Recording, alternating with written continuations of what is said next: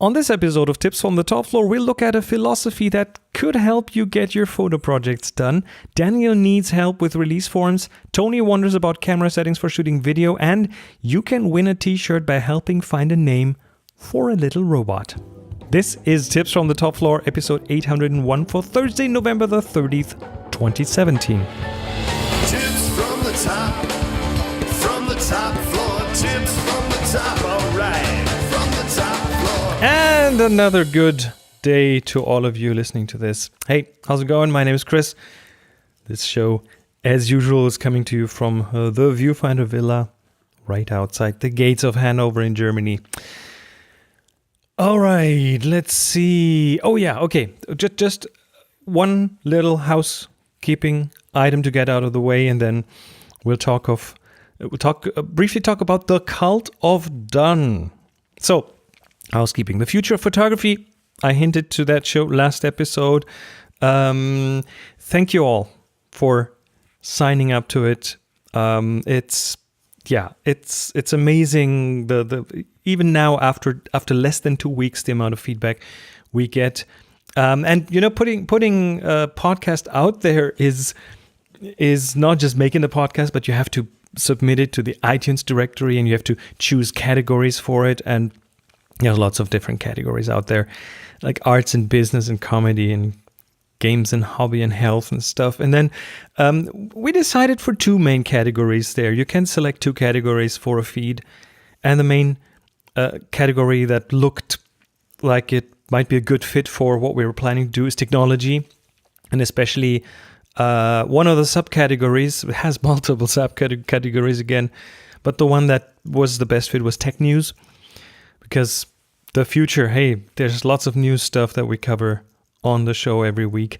And then the other one was arts, and there especially visual arts, because it has something to do with that. And there's no photography category, but that were kind of the top levels that looked fitting. And then even not out for 2 weeks, what I do when there's a new podcast, and I've done in the past, I checked iTunes and just to see where it shows up, you know, what placement it has in the top lists and so on. It's just curiosity. And then after a while I stopped doing that. I haven't even checked for this show. I don't know. But I checked I checked three of the stores, the German one, the one in the United States, and the one in the UK, because Adrian is from the UK, and US, I know just a lot of people in the US listen to this. And there's no aggregate view, so you have to go into the individual iTunes stores. And it's a new podcast, and so I checked the placement and also checked if there were any ratings or any reviews. And hey, you guys are crazy. So just earlier in the UK iTunes store, under the tech news category, the future of photography ranks as number 12, which is like, wow, you guys are crazy. So we just like to thank you for that. There are also a few reviews in there, and we will probably talk to those on the future of photography, not here on the show. But one little thing that I need to tell you now, because it is important. If you're not subscribed to the future of photography, well, first of all, you have to. And then second, our little logo, the little robot, needs a name. And you can win a t-shirt with the robot on it. And we are going to run this little thing until the 24th of December. And I will link in the show notes to that episode. And there's a form that you can submit your suggestions in. And that's it. Anyway, let me get to the first topic here. The cult of done. Well, what is the cult of done? Well, my brother pointed me to the cult of done manifesto on Twitter after I retweeted a tweet by Daniel Jalkut, who's a developer and a fellow podcaster, and he wrote, "Some advice: if you want to feel good about yourself, start making things. If you want to really feel good about yourself, finish things." Which is kind of what I try to do. believe me, there are a lot of loose ends here. But I try to do. And every time I finish something or I get something out the door, that makes me feel really, really good. And that's when my brother replied to both Daniel and myself with the following sentence. If you have trouble finishing things, also see the Cult of Done Manifesto. And as of course I went on Google and said, what is the Cult of Done Manifesto? And it's a one-page thing, 13 points, written by Bri Pettis, who is the founder of MakerBot Industries, one of the 3D printing pioneers, and by Keo Stark, his partner. And he writes, when he describes how this came along, he writes, it was one of those magic writing moments where I had the laptop open and our ideas flew onto the page. For me, it's a map of my 2009 heart. Getting it on paper was a cathartic documentation of my life, my soul, and my passion for unbridled creativity. And then I read the manifesto, all of its 13 points. And you know what? It really rings well with me. You could probably easily convert that into one of those 10 things successful people do articles. Because it's about getting things done, getting things out, but not getting things done like in the GTD methodology, but like in a general philosophy, a way of thinking that helps you get things done. Which, bringing that back to photography, isn't that easy for at least some photographers. I'm looking at you, who has 5,000 photos sitting on their hard drive, waiting to be worked on, and waiting to be rated and sorted and edited. And I guess the reason this manifesto rings so well with me is, I don't know, it's probably the same reason why this show exists and why 4 other photography podcasts exist that I have my hands in, including The Future of Photography. And I can see this manifesto apply to photography in general. It certainly can apply to photo projects, or let's say to anything actually. And I'm not saying that I support every single point when it comes to applying it to photography, but in general, it's a great fit for me. So, without further ado, let me read it to you. All 13 points. The Cult of Done Manifesto.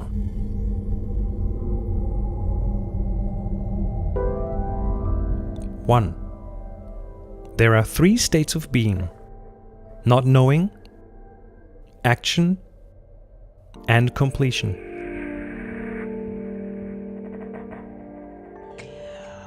2. Accept that everything is a draft. It helps to get it done. 3. There is no editing stage. 4. Pretending you know what you're doing is almost the same as knowing what you're doing. So just accept that you know what you're doing, even if you don't, and do it.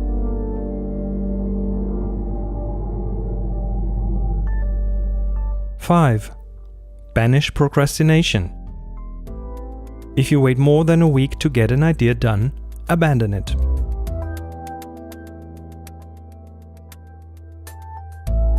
6. The point of being done is not to finish, but to get other things done.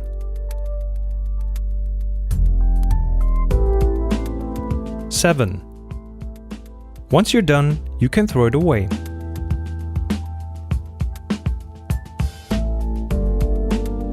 8. Laugh at perfection. It's boring and keeps you from being done. 9. People without dirty hands are wrong. Doing something makes you right. 10. Failure counts as done. So do mistakes.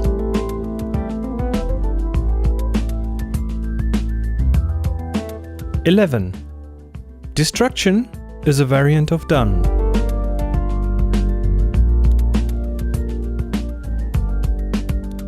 12. If you have an idea and publish it on the internet, that counts as a ghost of done.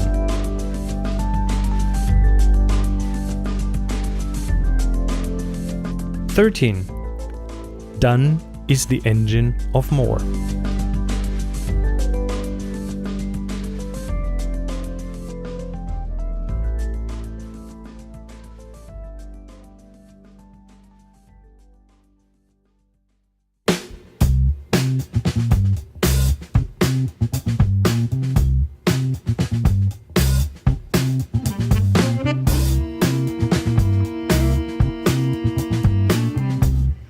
Done is the engine of more.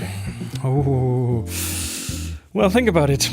Anyway, guess what helps you get things done? This week's sponsor, LinkedIn Learning. This episode is brought to you by LinkedIn Learning, which now features every course from lynda.com, the leader in online learning with 20 years of experience. LinkedIn Learning is for creators, for the curious, and for those who want to advance their career. Maybe you want to learn how to shoot raw, work in low light, or sharpen your photo editing skills.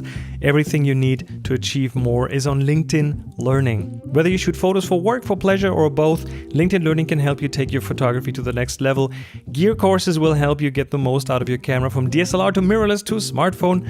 To help you enhance what you shoot, there's complete coverage of Lightroom and Photoshop, including CC 2018. In fact, they work closely with Adobe to release updated courses the day new versions are released. Guess what? I've been looking around on LinkedIn for something that is not really about photography, but that is about teaching. There are courses about teaching, about becoming a better teacher, about advancing your skills in that area, and LinkedIn has you covered with amazing stuff. With the LinkedIn Learning membership, you can quickly find the right video course for you from their extensive library, learn from industry experts who are passionate about teaching, explore course recommendations curated just for you, use project files and quizzes to validate your learning. Courses are structured so you can learn from start to finish or jump to a specific chapter and watch shorter bite-sized segments. And each video also includes transcripts so you can watch, listen, or read along. LinkedIn Learning helps you to learn at your own pace using the method you prefer. And there are no hidden charges or upsells. Access all the courses you want for one monthly price. It's available worldwide. Learn from anywhere on your computer, tablet, or mobile device. And I've got a special deal for you. You can get a free 30-day trial with LinkedIn Learning today by visiting linkedin.com/tips. That's linkedin.com/TIPS, all lowercase. And I thank them for the support.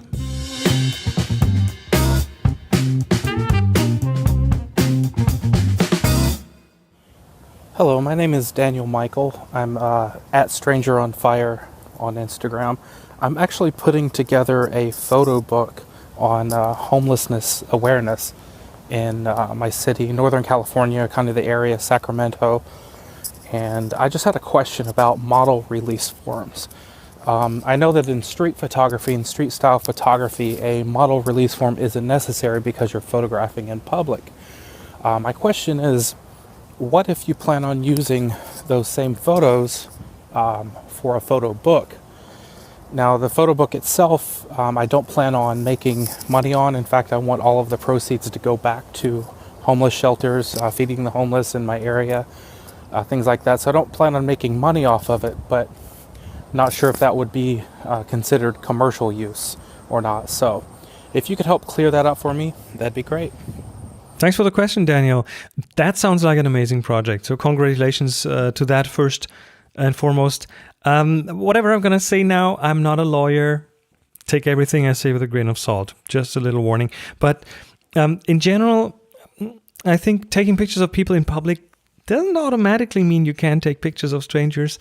At least from a European perspective, in the EU-wide law, there's something in there that you can't take a picture of someone in public without their consent.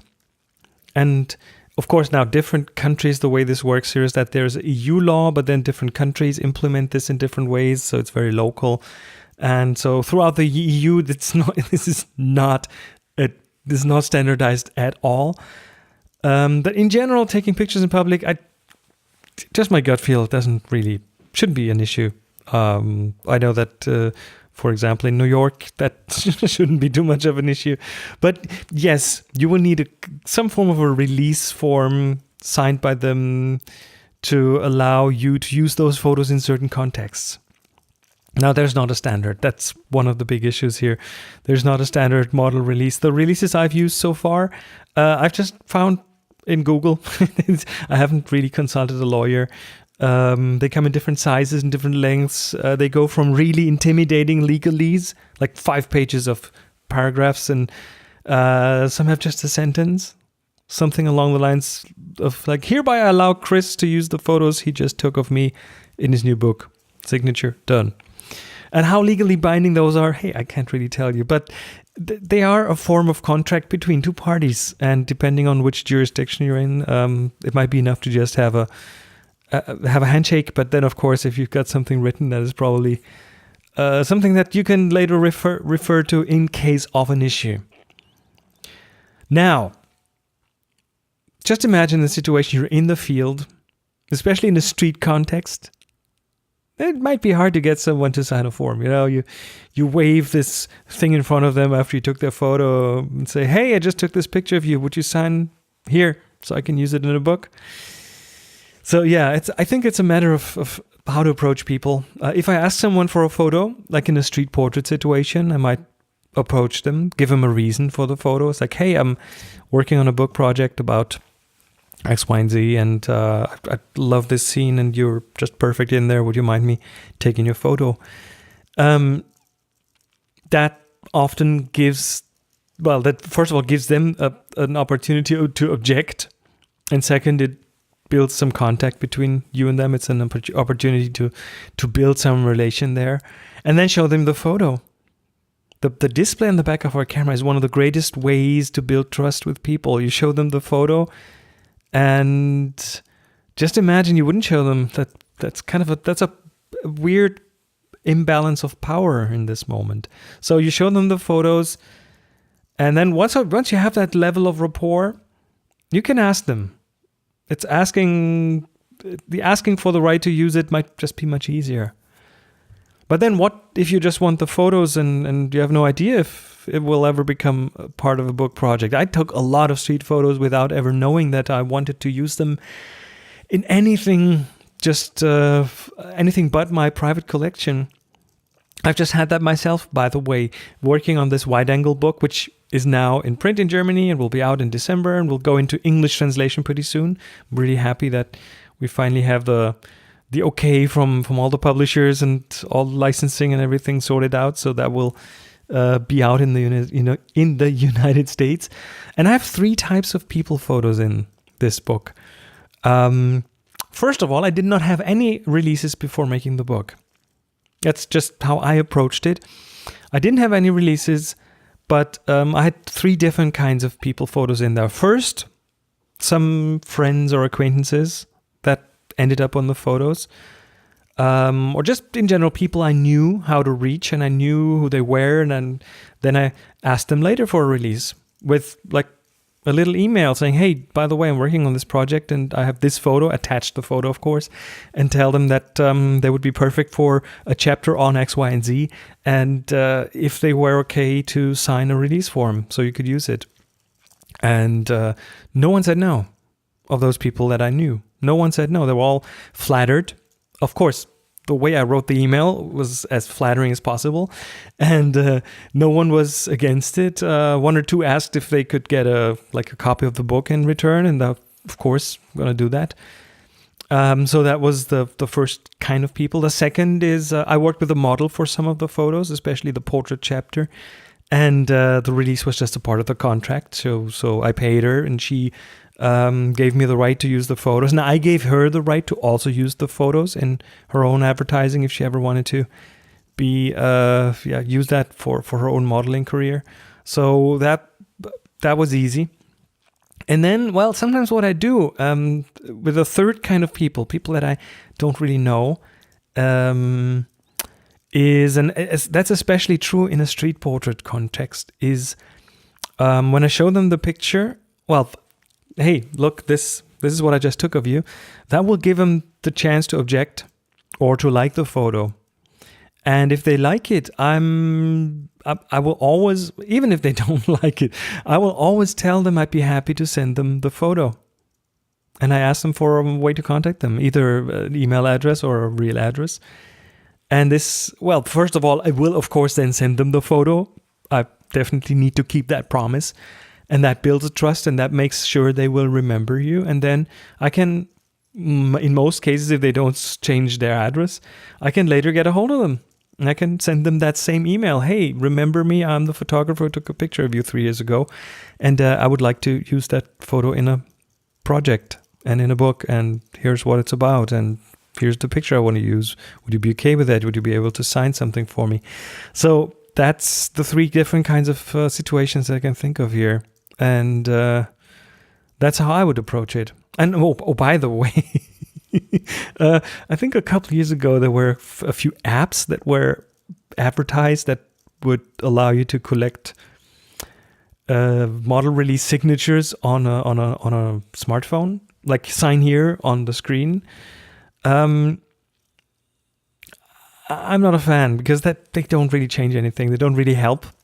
They don't make asking someone to sign away their photos any less awkward. So, yeah, I'll try to move that into a later stage. And then, by the way, some of the photos I wanted in the book, and I couldn't get a hold of someone.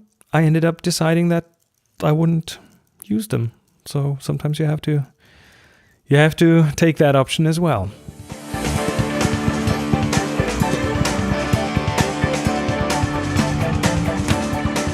Let me thank Canvas people for supporting this episode of the show. You know, Christmas is coming, there are family gatherings, you see friends, and it's another year of celebrating our traditions. And that's a great time to make memories that you will all cherish for years to come. And of course, one of the outcomes of these wonderful gatherings are many, many great photos. And let's be honest, many of them will end up somewhere in the cloud, never to be seen again. Well, let's do something about that with a special deal from canvaspeople.com.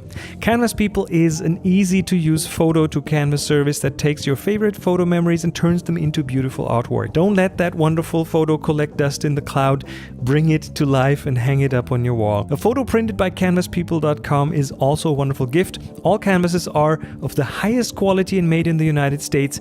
Everything ships fast and with greatest attention to detail, and they have served over 1 million happy customers. You know what you would normally pay for their 11 by 14 canvases? $69.99 US. Now here's a limited time offer that you can't ignore.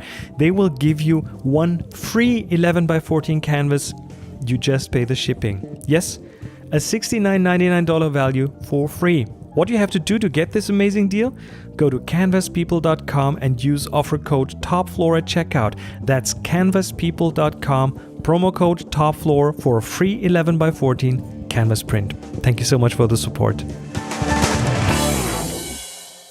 Hey Chris, it's Tony calling from beautiful Vancouver Island. I know this is primarily a photography show, but a lot of us with DSLRs are starting to dabble in video. And I've been doing some research online about settings that one can use, especially to do with manual versus AV mode. It seems, at least on Canon cameras, that most models don't work the way you would expect them to in AV mode, but some of them do, some of the higher end models. And the same thing is true with auto ISO. So as I was doing the research, I thought, wow, I bet Chris could summarize all this very clearly and maybe take away some of the confusion about the best things to do when recording video on a Canon camera, especially in my case, and maybe make it even model specific. So over to you. Hope to hear some guidance on this. Thank you. Hey, Tony. Well, while I have shot my share of video, I'm afraid I can't be model specific here when it comes to how to configure your camera specifically. And I know there are also a lot of photographers out there who shoot with Nikons or Olympus or Sony or Pentax or even other Canon models than I know. And so the specific settings will be different for everyone. So I don't want to go into that. But what I can tell you about is some general things about shooting video. Of course, in a very compressed form, because that would be its own entire video of a podcast series, probably. But let me talk to you about two important things. One is the frame rate. what frame rate do you shoot at? 30 frames per second, 24 frames per second, 50 frames per second, 120 frames per second? First of all, it's important that this is fixed.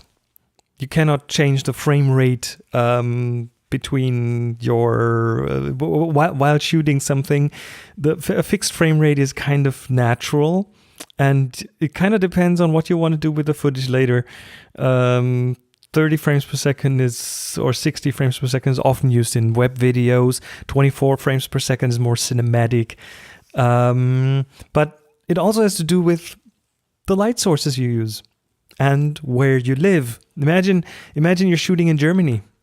If I plug something into the mains here, the mains power is 230 volts, but more important, 50 hertz. That's the frequency. And if I have older fluorescent lights, they will strobe at 50 times per second. And if I shoot at anything that's not exactly 50 frames per second or a multiple of that, it will not sync up. I get flicker. So that is one important thing to keep in mind. What do your light sources do? Keep your frames per second at a multiple of that.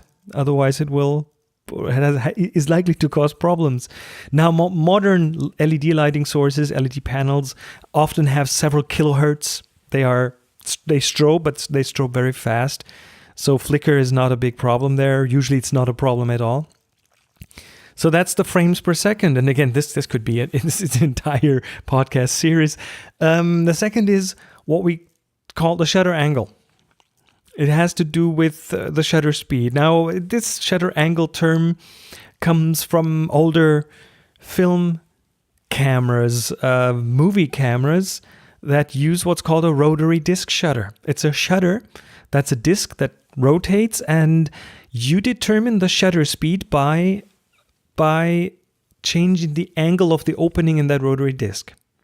Like if you just open a very small slit and it keeps rotating, let's say 24 times a second for 24 frames per second, then you would have a very short shutter speed with this small slit just zipping over the window 24 times a second.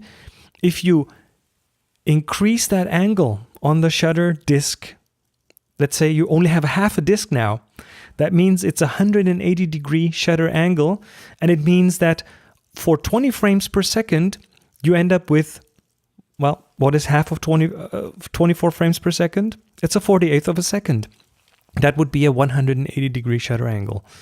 In the United States, let's say you shoot at 30 frames per second to be within that 30/60 hertz frequency range. That would be a perfectly normal thing to do. Again, 180 degree shutter angle would be 1/60th of a second. And without going into too much detail here, that shutter angle results in the motion in your video to look very natural. That is what makes motion look natural. If you have very short shutter speeds, again, let's say you shoot 30 frames per second, and within each of these 30 frames per second, you only have 1,000th of a second shutter speed. You get a very strobe kind of picture. It looks very choppy. The motion looks very choppy. Again, shutter angle 180 degrees or half of your frames per second as a shutter speed is always a very good way to make this look natural. Let's say you shoot 60 frames per second. Now, again, half of that is 120th of a second shutter speed. So that pretty much kind of changes the way you can do your exposure now, right? You would often, when you do still photography, you have the aperture, the shutter speed, and the ISO to do your exposure. But in filming, in video, if you want to do it right, well, you first of all decide for frame rate, frames per second. Then you decide for a shutter angle or a shutter speed, which is, again, half of that half of that frames per second value. But that will only leave you with two other values to modify, and that is the aperture and the ISO. That's the only way you can control exposure now. Now, if you change the aperture, well, the aperture is also in charge of the depth of field. So it's a creative tool, which means that as someone who shoots video, I want to be in control of the depth of field. So I have a third value now. That's the only one left for me to modify, to kind of adjust exposure, and that's the ISO. So when I shoot video, and others might approach this from a different perspective, but this is what I do. When I shoot video, for the most natural results, I will often shoot with the camera set to manual mode, with a fixed shutter speed that is in relation to the frames per second, and a fixed aperture that I choose for for creative purposes, and an automatic ISO. Set the ISO to be automatic. And then on the back of the camera, I will have a way to do exposure compensation. So if I know I need to expose this one a bit lower, I can still kind of vary that, and that will then influence what the ISO does. Now it's on you to figure out how to do this in your own camera, but I hope I've been able to get you at least some hints on where to start.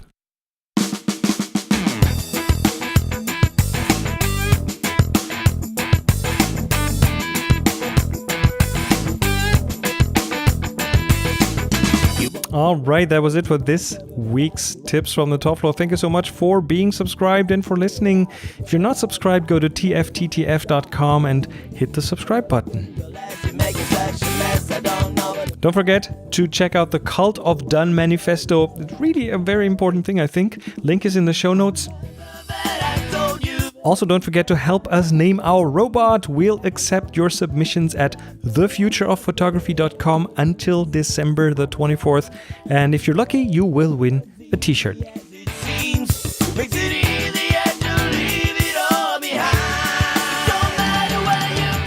Thanks again to our two sponsors, LinkedIn Learning and Canvas People. And if you want to send in a question for the show, record it with the voice memo app of your choice and send it to voice@tfttf.com. That's voice@tfttf.com.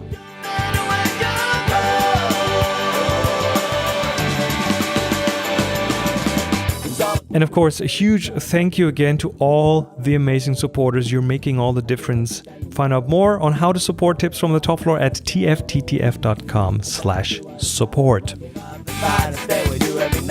Music for the show by Jeff Smith, silent partner Kevin MacLeod, and Hans-Peter Gagorit Publishing, and Slack challenges by Reese Pixie, Matt Rester Armstead, Slack invitations by Chief Invitation Officer CIO Russ. Check it out at tfttf.com/yslack, WHYSLACK. My name is Chris Marquardt. Follow me on Facebook and on Twitter at Chris Marquardt, Chris MARQUARDT. And of course, go out and take amazing photos. Be nice to each other. And happy shooting.